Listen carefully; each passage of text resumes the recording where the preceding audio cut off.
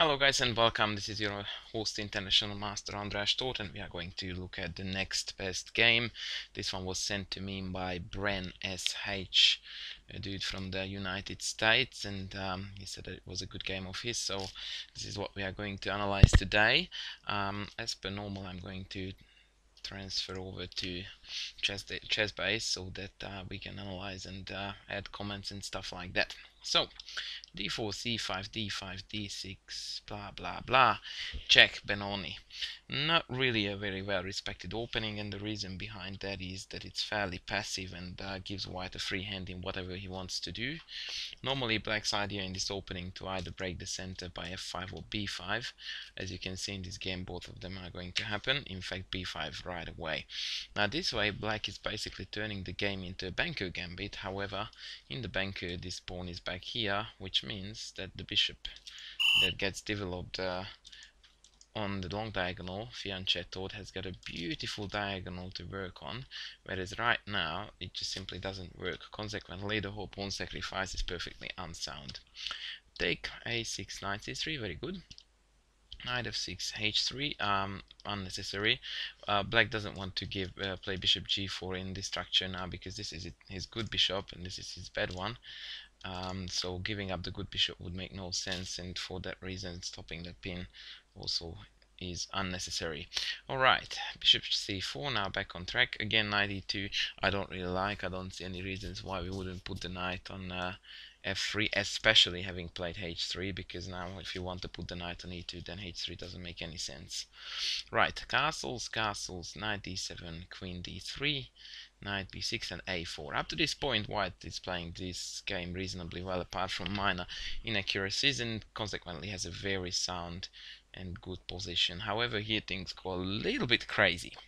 Black played knight h5, and now, in my opinion, the most consistent would have been to play b3. The idea behind this move is that we want to resolve the tension on the queen side. We want to do it by taking, however that would be quite unpleasant in view of take and bishop here. But if we started off with b3, then, for example, after something like whatever, we take, and if they take, we get to take back with the pawn. And this way we manage to keep this diagonal closed, and no matter what takes back on a6, white is just a healthy pawn up for nothing. Right, instead, however, white decided to embark upon a lot more dangerous journey by playing f4. Now this is really gutsy, and probably I should call it just downright wrong, because it actually solves all the problems for black. It again opens up the bishop's diagonal, gives a massive square on e5 for black as well, and in return doesn't gain much. f5, f takes, bishop takes. Now the black pieces are very alive, and yeah, we are facing quite a bit of trouble here. Bishop drop back to b3, takes, and bishop, oh sorry, take on e4. Black is playing really well here actually. Take on e4, takes, and queen f8 check. This is still perfectly fine, and after king g1 black started to drift. The best move in my opinion would have been the very tactical oriented c4. The idea behind this clever pawn push is that if white takes, then after bishop f5, queen h4 and bishop f6, funnily enough the queen has run out of squares on the 4th rank, and consequently losing the bishop on c4 because the queen has to leave. So knight takes c4 is coming next. Ouch. And of course, if the bishop has to retreat, then well, I can't come here because of bishop f5. So yeah, things are getting ugly here for white, but luckily black made a minor error here by playing knight g3, and yeah, white took it back, and bishop e3. Now again we are looking quite okay. Bishop f5, queen f3, and now yeah, white has managed to stabilize the position and is better again. The rook is about to enter the game if need be, and so on.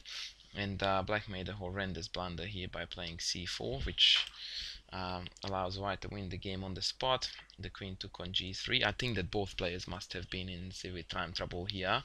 Was it a 3-minute game? Let's check.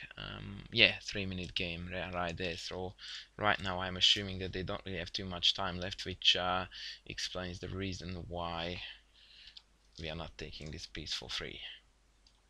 Mind you, of course, queen d6 is totally winning, but I'm pretty sure that this was blundered by both.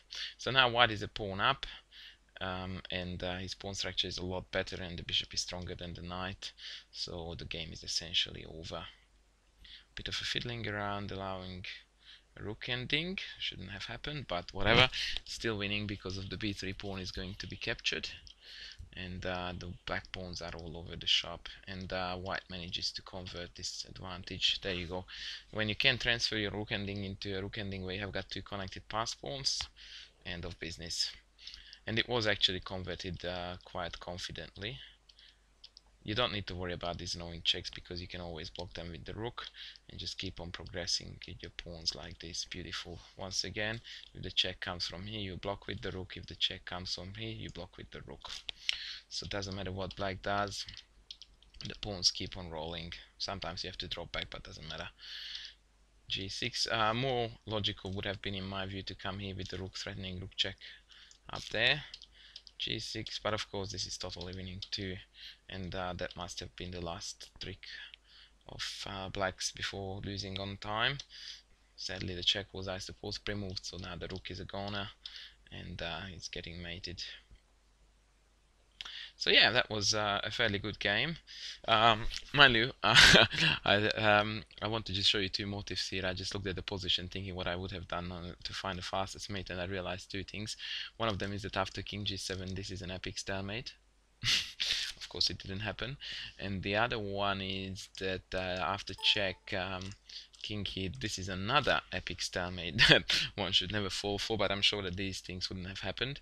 So yeah, thanks Bram for sending the game in. I hope that I gave you a couple of valuable insights, and good on you for beating somebody higher rated than you. Even if it's only 4 points, it's still a great effort.